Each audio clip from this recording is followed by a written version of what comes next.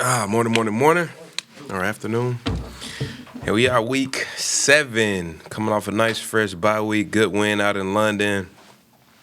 Being a home team felt like a home game for us. A whole lot of Skull pride out there, so it was good to see. It was a great atmosphere. Good win, good overall team win. Wheels, locks still flowing, still glowing good, so we'll see how long we can keep that going. Maybe we might be able to give them a little head and shoulders deal or something like that. But nah, it's talk about executing in the elements. I don't know if you could tell from the TV copies, but it was a little wet out there. Guys were slipping.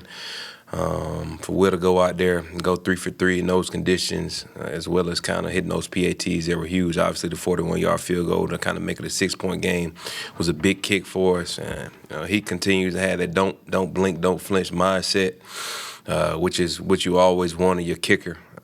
And so we can continue to build off of that as he continues to have supreme confidence. It'd be good to get back home in our home stadium, back in front of our crowd. I know it's going to be an electric atmosphere as we get ready to go up against a tough Detroit Lions team. Very disciplined.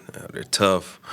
They play the right type of style, a brand of football that you really enjoy to watch on tape. Really aligns well with our brand of football and how we play too. So it's gonna be a slugfest. It always is, and guys get really really up for this when they enjoy this matchup just because it's a division rivalry. Flo always talks about divisional relationships and what that looks like and the importance of it.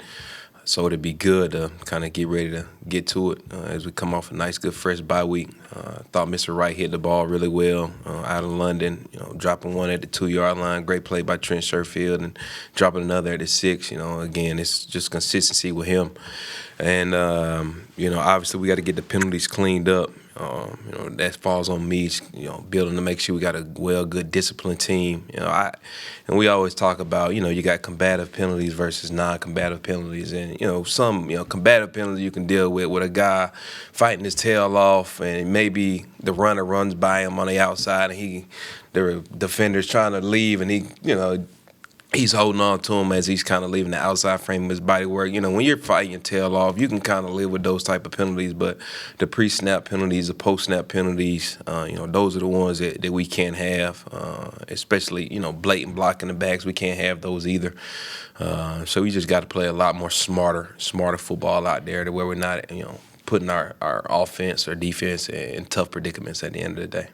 Matt, did Sherfield going in there for Caleb, was that a performance-based thing, or was that something else going on? Yeah. Sherfield, Sherfield has really been an elite gunner, kind of going back to his younger days. We're not even younger days, but his beginning days. And, he's kind of had an offensive role. And so we've kind of played the line of, giving to Caleb that really kind of premium gunner role. But it is a situation where we prefer to have a receiver in the football game when we're kind of in those sky situations just because of the ball handling skills that he has. Just over the last couple of weeks, it seems like there's been a lot of blocked field goals around the NFL. Yes. Is there something that the rushing units are doing differently the last few weeks? Because it feels like it's just kind of ticked up. Yeah, so, you look at the Giants. The Giants had one versus Seattle. Myles Garrett just had one versus Philly. And it's really kind of coming through those A gaps. And what's happening is essentially you're kind of getting – those guards and long snappers are really kind of taught to try to take out really the legs of guys so they're not able to kind of drive and get that penetration that you're looking for. And as a result of getting low, what happens is that guys are starting to really push those guys down, which is allowing jumpers to come over the top. So that's kind of what's going on right now. It kind of seems to be a little bit of flavor around the league.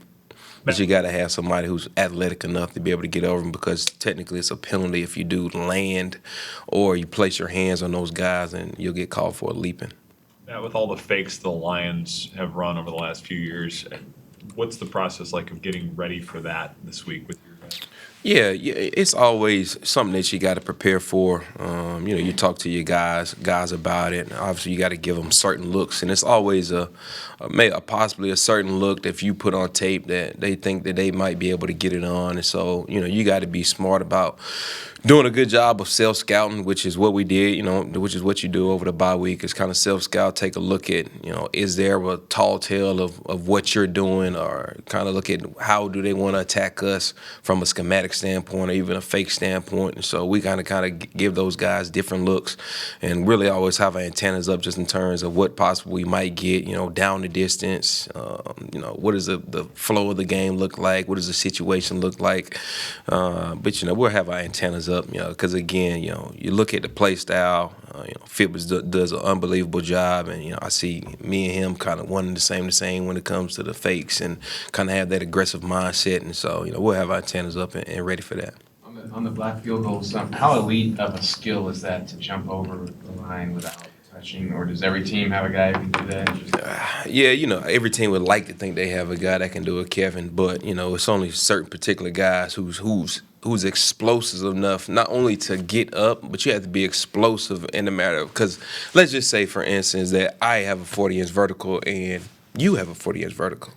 Well, the question is how fast do I get up versus how fast do you get up? And so it's a matter of not only getting over the line of scrimmage, but once I do hit the ground again, how quickly can I get back up to be able to go elevate, to go ahead and block that kick. And so a lot of guys might have guys who can leap and jump, but how quickly are they explosive enough to get up and down at the end of the day? So Dallas Turner's played a good amount on special teams for you. Just how do you feel like that can help with his development when the defensive reps are maybe a little more limited because of the veterans over there? Yeah, for sure. And DT's a guy who came in and has never played special teams before in his life, so everything is all new to him. He's still raw, and the thing with special teams is that it's so much space play that's involved. Like it's chaos. There's bodies flying everywhere. But the thing that's always really a premium in the special teams world is block destruction and being able to tackle in space. And I would say, instincts and kind of awareness, spatial awareness kind of plays into that role too. So when you start looking at, being able to develop special teams guys, is how good do you defeat blocks? Now you start talking ball blocker relationship. Am I able to work edges on a guy versus do I have to button press or shock and press a guy and play two gap and a half type football? So those kind of things play a role in it. Then you kind of get into the being able to tackle in space. Are you in a position where you got to stay same side leverage? Are you in a position where you can kind of sprint through and make a wrap and roll tackle? Or do you have to downshift and kind of come to balance to be able to make this play when a guy can basically has three ways that he can work on you from a joystick standpoint? And so with that, that's kind of where you start to see the development of guys kind of come into play in terms of being able to play in space and being able to defeat blocks. Because again, that's what it is at the end of the day, and it's always going to be a personnel kind of one-on-one matchup basis. When you see Moody get hurt on a kickoff in San Francisco, does that give you pause about wanting to put it in play with Will? Say that again, Dan. You saw Jake Moody get hurt. Oh yeah, Moody. Yeah, that was bad. Yeah, that was bad. No, because again, as you look at it, Dan, I mean, there's.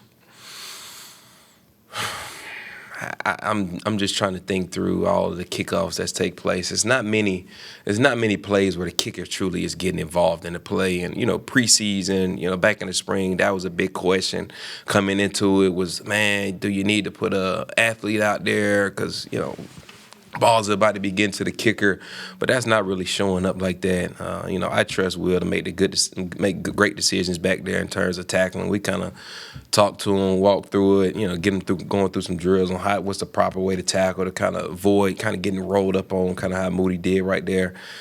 That's kind of unfortunate event that ended up taking place, but it came in. Wisniewski kind of came through in the clutch there, hitting it.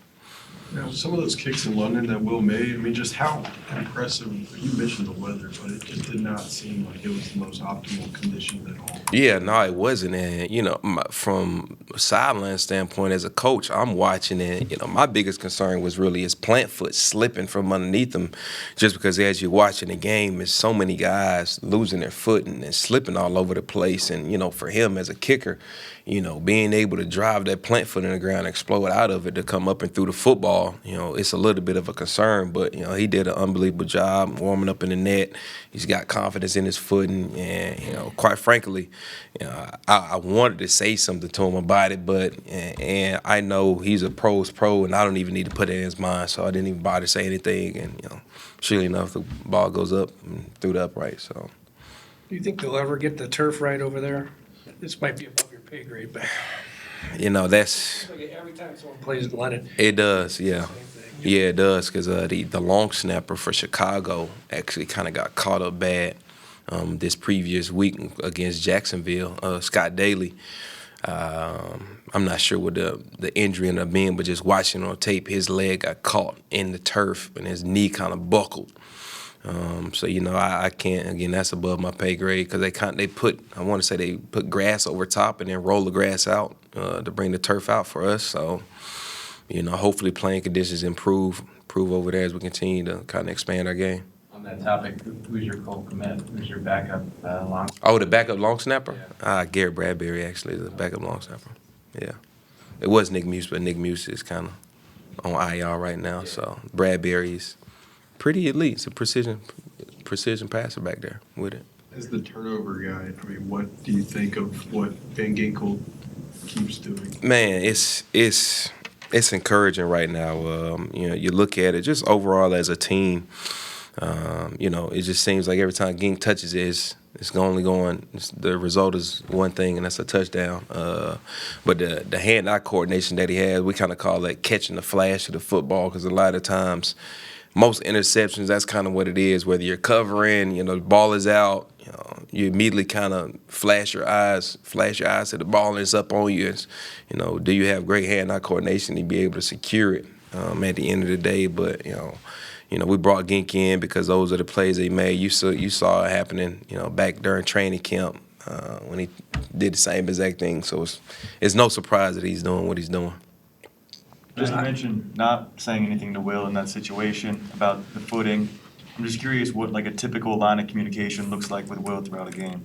Yeah, great question. So Will actually he doesn't usually like to be talked to as much. So good kick, bad kick. Typically he has very good self-feedback on what the result is, why he ended up missing. He doesn't need me to come over and ask him what happened right there. Typically he's able to self-diagnose and figure that out. The only communication I usually do with Will is what type of kick I want him to hit on kickoffs, where I want him to place it at. And outside of that, I leave Will alone. Try not to get too much into his process. That's kind of how he likes to have it. So, but that's every kicker is different. Some kickers like for you to approach them. Maybe it's a mother effer. Get your together. Other guys want to be left alone, and Will appreciates you and just let him do his thing. So we let him do his thing. Leaving him alone like that, do you connect with him kind of after the game right away? Oh yeah, for sure. Yeah, for sure. Definitely. Well, the thing is that we always connect. So as soon as a field goal or PAT goes through, we immediately get to connect on the kickoff.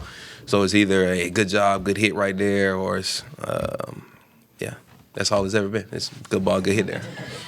So yeah, so far. Ivan Pace's roughing penalty, is that the right call? It seems extreme for. Yeah, they running, roughing, look like a running to us. They call it a roughing.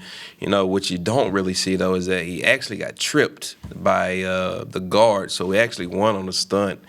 And Chad Surratt actually stuck his foot out and tripped IP, and so he kind of tripped into the punter. But running roughing, it's a tough call to make. Whether right call, wrong call, the call was made, and that's something we just got to be able to live with right there. But again, I trust IP in those situations. Just kind of the aggressive mindset that we have.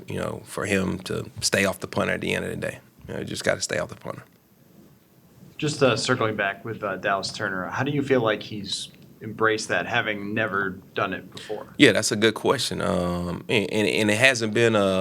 I think he has embraced it and he enjoys it, and he enjoys it because he sees guys like Ivan Pace out there. He sees guys like Josh Metellus out there. He sees guys who's doing things at an elite level in the other phase of our game, CJ Hams, to where he understands and realizes, like, okay, this isn't just something that is just meant for role players on our football team. Like, this is something that it matters and it's important to every single body in the building, and he's bought into that and he believes in it, and he brings unbelievable energy into the meeting rooms, on the practice field. You can see him on game days. He's celebrating. He's the first guy when we down the punt on the 2-yard line, celebrating because he's just so excited, and he just loves football. So when you got guys that love football the way he does, it makes it easy. Yeah.